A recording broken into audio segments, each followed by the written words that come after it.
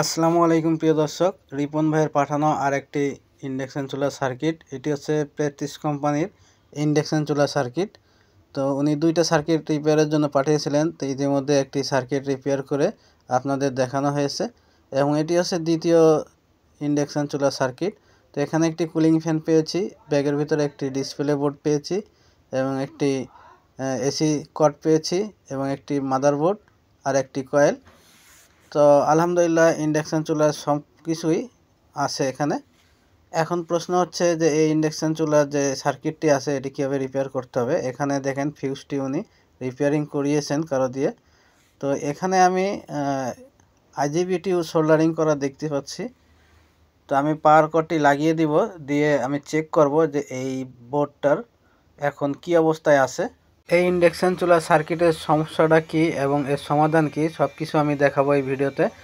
তো এখনও যারা আমাদের চ্যানেলটি সাবস্ক্রাইব করেননি, চ্যানেলটি সাবস্ক্রাইব করে বেল আইকনটি অন করে দিন এরকম নতুন নতুন শিক্ষণীয় ভিডিও সবার আগে পাওয়ার জন্য। যারা আগের থেকে সাবস্ক্রাইব করে রেখেছেন তাদেরকে অসংখ্য ধন্যবাদ। আমি এখানে পাওয়ার কর্ডটি লাগিয়ে দিচ্ছি, দেখেন এখানে ডিসপ্লেতে আলো চলে যাচ্ছে। তো এই বোর্ডে কি প্রবলেম, উনি কি কারণে পাঠিয়েছেন আমি এখন আপনাদের বলবো। আমি এখান থেকে অন করার চেষ্টা করতেছি, দেখেন অন হয়েছে। তো এখানে 1200 ওয়াট দেখাচ্ছে ডিসপ্লেতে, কমতেছে বাড়তেছে সব কিছু আছে আলহামদুলিল্লাহ, কোনো প্রবলেম নাই। কিন্তু উনি আমাকে জানিয়েছিলেন যে চুলাটা অন হয় কিন্তু চুলাটা হিট হয় না, কোনো কিছু রান্না যায় না, কোনো কিছু গরম করা যায় না। এটাই মূলত এর প্রবলেম এবং এর কারণেই আমার কাছে এই সার্কিটটি পাঠিয়েছেন উনি। তো এই সার্কিটের একটি প্রবলেম আমি আরও পেয়েছি। তো আমি এই কয়েলটি এখানে সংযোগ করে দেখব যে হিট হয় কিনা আসলে। তো আমি এখানে আমার একটি ব্যক্তিগত পার্সোনাল কয়েল লাগিয়ে দিচ্ছি, যে কয়েল দিয়ে আমি সবসময় কাজ করে থাকি, কারণ এই কয়েলের তারটি একটু বড় করে আমি রেখেছি কাজ করার সুবিধার জন্য। আমি এখানে কয়েল লাগিয়ে দিয়েছি, এখন কুলিং ফ্যান লাগিয়ে দেব। তো আপনারা ভিডিওটা শেষ পর্যন্ত দেখেন, আমি স্টেপ বাই স্টেপ দেখাবো যে আসলে এই সার্কিটের কি প্রবলেম, এই ধরনের প্রবলেম হলে কীভাবে আপনারা রিপেয়ার করবেন যারা নতুন টেকনিশিয়ান ভাই আছেন। এখানে আমি পাওয়ার কর্ডটি লাগিয়ে দিচ্ছি, দেখেন ডিসপ্লেতে আলো চলে আসছে। এখন যদি আমি চুলাটা অন করব, অন করার সাথে কিন্তু ফ্যান চলার কথা। দেখতে পাচ্ছেন চুলাটা অন হয়েছে, ডিসপ্লেতে দেখা যাচ্ছে 1200 ওয়াট 2200 ওয়াট। তো এখানে বার্জারে আওয়াজটাও পাইনি আমি এবং কুলিং ফ্যানটাও চলছে না। এখন আমি আপনাদের বুঝাবো যে এই ধরনের প্রবলেম হলে আপনারা কীভাবে রিপেয়ার করবেন এবং এই ধরনের প্রবলেম কোথার থেকে আসে। তো আমি কয়েলগুলো খুলে নিচ্ছি।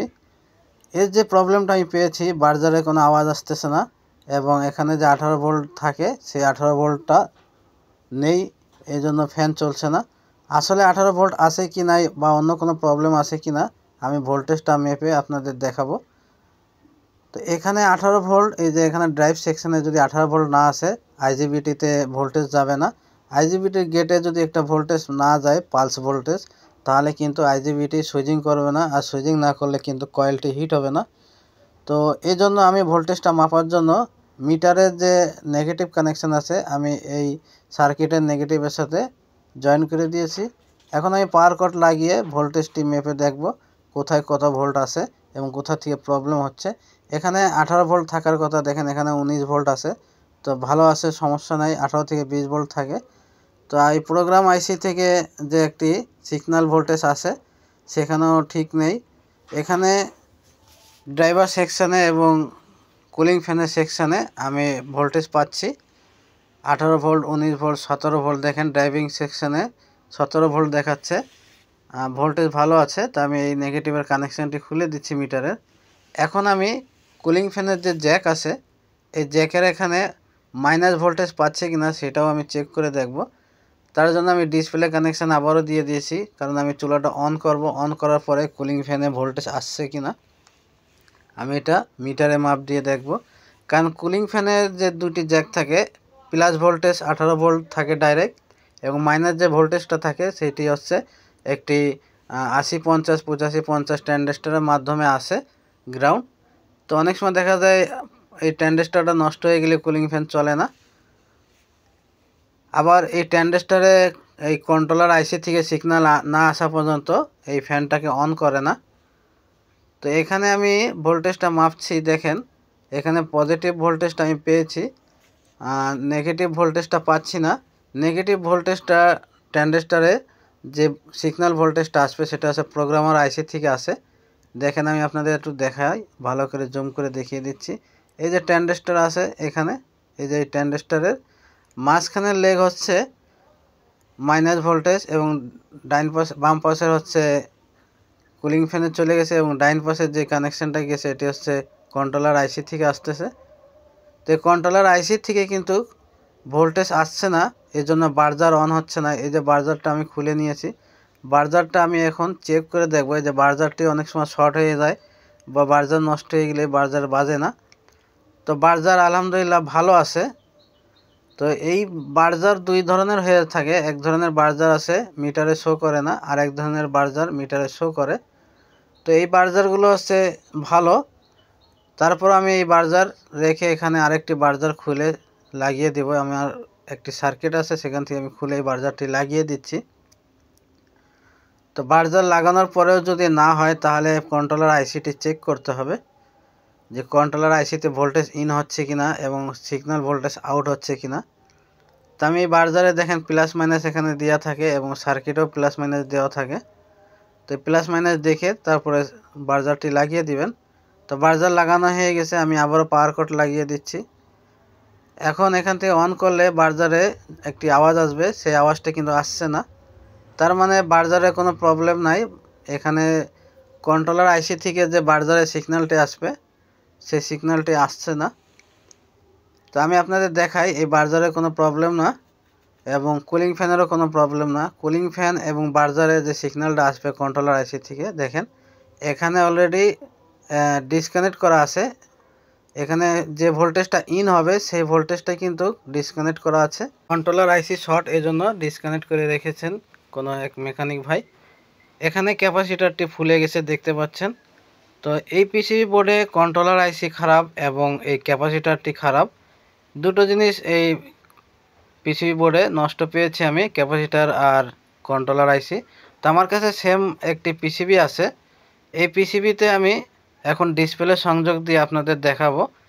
আমি যদি আমার এই পিসিবির কন্ট্রোলার আইসি খুলে যদি ওই পিসিবিতে লাগিয়ে দিই তাহলে কিন্তু এক চান্সে হয়ে যাবে কাজ, কিন্তু আমি এটা করব না। আমি এই পিসিবি ধরেই রিপন ভাইকে দিয়ে দিব। তো দেখেন এখানে পাওয়ার কট লাগানোর সাথেই ডিসপ্লেতে আলো চলে আসছে, যেহেতু same PCB, same system, same controller IC, সব কিছু সেম, এই জন্য ডিসপ্লে এতে কাজ করতেছে। দেখতে পাচ্ছেন এখন E0 দেখাচ্ছে, তার মানে এই সার্কিটটি পুরোপুরি ওকে। এখন এখানে কয়েল সংযোগ দিয়ে সেন্সার লাগানোর সাথেই হিট হওয়া শুরু হয়ে যাবে। তো আমার এই সার্কিটে আইজিবিটি নষ্ট ছিল, সেজন্য এই সার্কিটটা আমি বাদ দিয়ে রেখেছিলাম। এখন আমি এখানে কুলিং ফ্যান লাগিয়ে দেখাবো আপনাদের যে কুলিং ফ্যান চলছে কিনা এবং বার্জারে আওয়াজ আসতেছে কিনা। তো পাওয়ার কাট লাগানোর সাথে দেখেন বার্জারে পিপ সাউন্ড পেয়েছি এবং চুলা অন করার সাথে এখানে কুলিং ফ্যানও চলতেছে। আমি আপনাদের দেখাবো কুলিং ফ্যান চলছে কিনা। আমার এই পিসিবি বোর্ডে আইজিবিটি নষ্ট ছিল, আমি খুলে রেখেছিলাম আইজিবিটি, দেখতে পাচ্ছেন আইজিবিটি খোলা আছে। তো এখানে একটি আইজিবিটি লাগাতে হবে। তো রিপন ভাইয়ের যে পিসিবি বোর্ডটি আছে যেটার কন্ট্রোলার আইসি নষ্ট, সেখান থেকে আমি এই আইজিবিটি খুলে আমার এই পিসিবি বোর্ডে লাগিয়ে দিব। দেখতে পাচ্ছেন আইজিবিটি আমি খুলে নিয়েছি। এখন এই আইজিবিটি এখানে লাগিয়ে দিব আমি, তারপরে এখানে হিট হবে। আপনারা ভিডিওটা একটু সময় নিয়ে দেখেন, আশা করি অনেক কিছু শিখতে পারবেন। একটি আইজিবিটি কীভাবে লাগাতে হয় আমি দেখিয়ে দিচ্ছি। আইজিবিটি লাগানোর জন্য বা খোলার জন্য এই হিট সিনটা খোলা খুবই প্রয়োজন, কারণ এই হিট সিনের তলেই আইজিবিটি থাকে। তো প্রথমে আইজিবিটি আমি লাগিয়ে দেব, এরপরে হিট সিন লাগাবো, তারপরে আইজিবিটি সোল্ডারিং করব। দেখতে পাচ্ছেন এখন আইজিবিটিটি আমি লাগিয়ে এখানে হিট সিনটি লাগিয়ে দিচ্ছি স্ক্রুপ দিয়ে।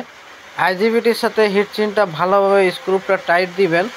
যদি এই হিট সিনের সাথে আইজিবিটি কোনো রকম লুজ কানেকশন করে তাহলে আইজিবিটি তাড়াতাড়ি নষ্ট হয়ে যাবে। এবং এই যে ব্রিজ রেকটিফায়ার ডায়োড আছে এই ডায়োডটাও কিন্তু ভালোভাবে স্ক্রুপটি টাইট দিবেন। তো দেখেন এখানে আইজিবিটি লাগানো হয়ে গেছে। এখন আমি এখানে হিট দিয়ে দেখব হিট হয় কিনা।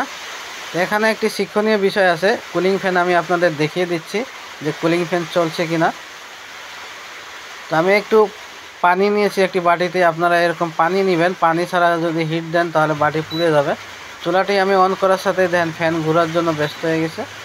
এখন এখানে ফ্যান চলছে, বার্জারে আওয়াজও আসতেছে আলহামদুলিল্লাহ, এবং এখানে হিট হচ্ছে, দেখেন 1400, 1800, 1200-তে আমি হিট দিয়ে চেক করে নিচ্ছি। তো এখানে 1400 ওয়াটে হিট হচ্ছে, পানি গরম হচ্ছে, দেখতেই পাচ্ছেন।